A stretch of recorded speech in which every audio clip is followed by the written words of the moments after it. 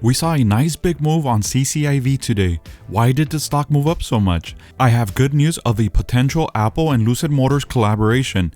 I know this rumor has been around some time now, but I did some further investigation. On Friday, April 23rd, after the market closed, this article was released, speculating on the potential collaboration between Lucid Motors and Apple, which is why the stock is moving up today. In this article, it states Apple's newly patented tech will let you unlock your car via Face ID. I dug deeper and found Apple's patent application of the technology. Lucid Motors tweeted today, "From the glass cockpit to the palm of your hand, connect to the vehicle, plan your route, find charging locations, and precondition the temperature in your #Lucid era, all from the Lucid mobile app." Ex-Apple employee Sir Johnny Ive is a CCIV operating partner of Churchill Capital 4 team, which could be the connecting link between the two companies. More institutional buying between today and last week, short interest slightly cooling off, and lastly, we will take a look at some price targets. There's a lot to unpack in this video. If you're invested or thinking of investing into CCIV, you don't want to miss this. If you enjoyed this video, make sure to like, subscribe, and hit the bell to get notified for my latest videos. If you want to get 2 free stocks, try Webull. Get 2 free stocks when you deposit $100 or more. To get the most up-to-date high-growth stock news, my latest buy and sell alerts, and smart money market sentiment, check out my Patreon. It comes with private Discord and a full range of server benefits. All the links will be below under the description of this video. Let's start off with the oldest article to the most recent. Apple's technology to unlock a car with your iPhone isn't a new idea. They've been working on this since at least 2017. Is the technology ready now that we can potentially see it in cars? Back in February 12, 2019, this article was released. Apple's newly patented tech will let you unlock your car via Face ID. A patent published by Apple shows that it wants the world to move even further into the future by unlocking and starting their cars with their phones and faces. The difference in Apple's approach is likely that it would make this particular feature an integral part of the phone's operating system rather than a proprietary app. Language in the patent is fairly broad. However, it describes using sensors and imaging devices to remotely authenticate a user from a mobile computing device in order to unlock a vehicle as it was approached. This could indicate an intent use of Face ID or other biometric means using an iPhone. Don't have an iPhone? No problem. The patent doesn't just stop at phones. The intellectual property continues to describe a method in which a Face ID-like system could be integrated into the exterior of a vehicle in order to perform similar facial recognition tasks and identify a driver. Furthermore, Apple's patent also suggests the use of multiple driver profiles depending on which phone or individual is seen approaching the vehicle. Things like seat positioning, climate control, radio presets, and other memory programmable devices are all suggested personalizations that could be utilized by an automaker using this technology. Should the technology actually make it into a consumer-facing project, a whole new world of connected cars could further reshape the way we think about mobility as a whole. Let's take a peek at their initial patent application that was filed on February 3rd, 2017. This is a 21-page patent application from Apple. It states the inventors being James H. Foster and Duncan Kerr. The application is extensive and with multiple visual representations of the technology. I'm not a technology or patent expert and did not read the whole application. If you're interested in reviewing the application, I will leave the link under the description below. Earlier this year, this video was released. There's a compelling argument for partnership. This is a pragmatist in me. Let's create the very best EV technology in the world, and I believe Lucid's got that. But I think I'm up for a partnership in terms of software. We've got the best car, we have the best hardware suite, we've got all this connected with an Ethernet gigabit ring, super connected car, 2 terabytes of data onboard storage, super cloud connectivity. This is the perfect platform for any Silicon Valley big company to prove out its AD software, I think. Now, was this all developed in? Peter Rawlinson sets the stage by saying they have the platform and hardware established for any big tech Silicon Valley company to test out their platform, with a nice big smile at the end of the statement, almost as telling us a big tech company from Silicon Valley is already working with them.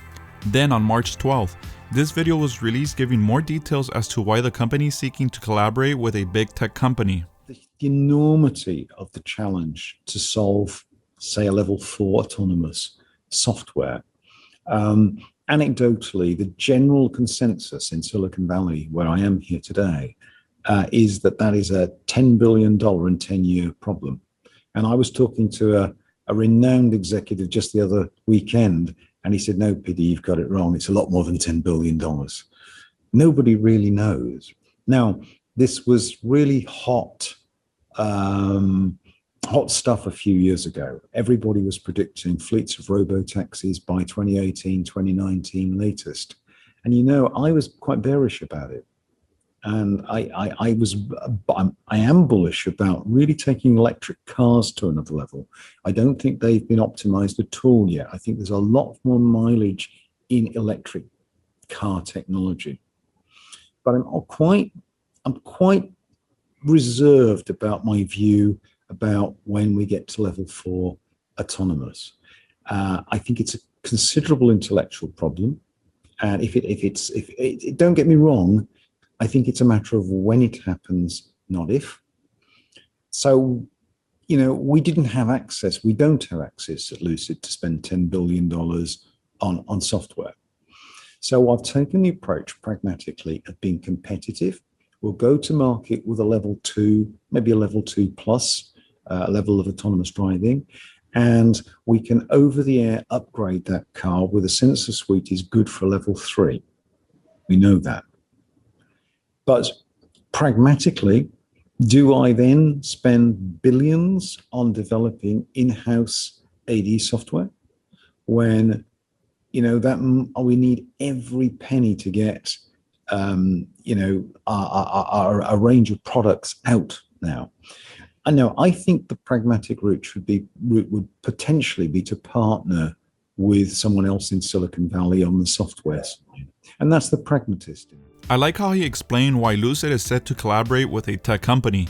They need their capital to maximize their cars' efficiencies and manufacturing. In order for them to offer autonomous driving, they would need to invest at least $10 billion in software costs, and who knows how long it would take for them to get those ideas up and running. Once again, making it ideal to partner up with a big tech company. This is smart of Lucid. They know their strengths and they conveniently set the stage for any willing partner to collaborate with them for the software aspect of the vehicle. It could be Apple or it could be someone else.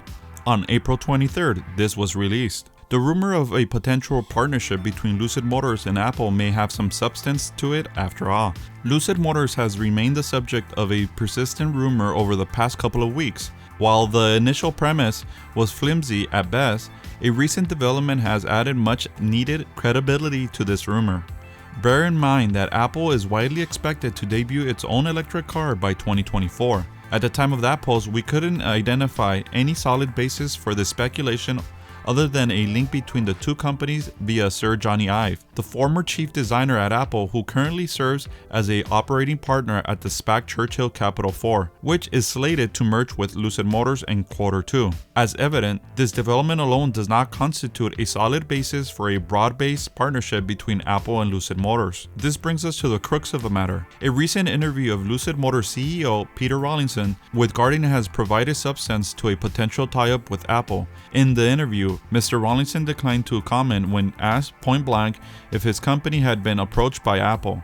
This refusal to comment has rightly become the subject of interest in social media circles. As per the rules formulated by the New York Stock Exchange, a false rumor must be promptly denied. If rumors or unusual market activity indicate that the information on impending developments has leaked out, a frank and explicit announcement is clearly required.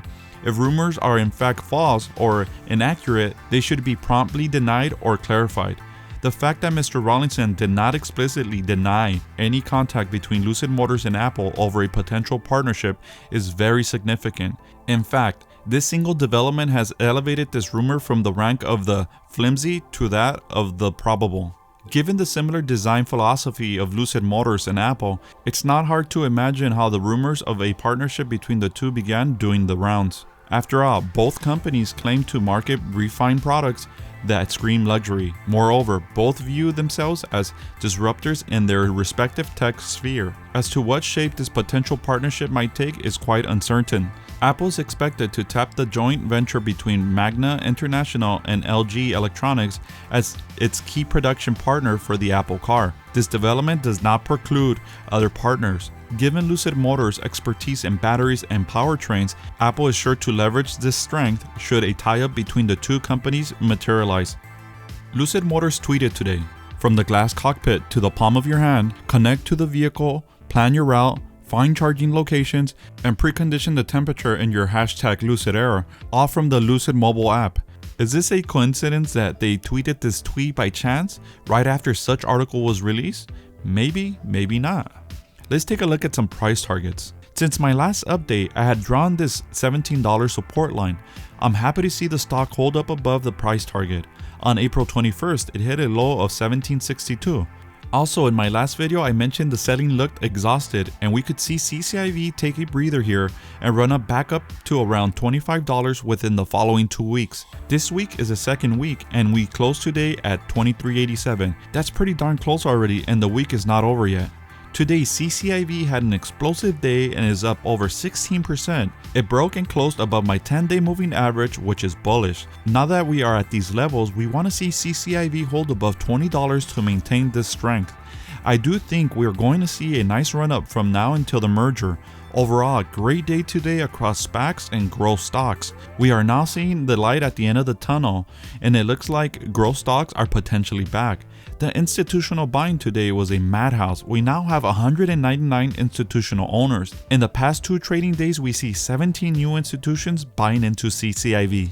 The short volume ratio is cooling off and it's at 20%.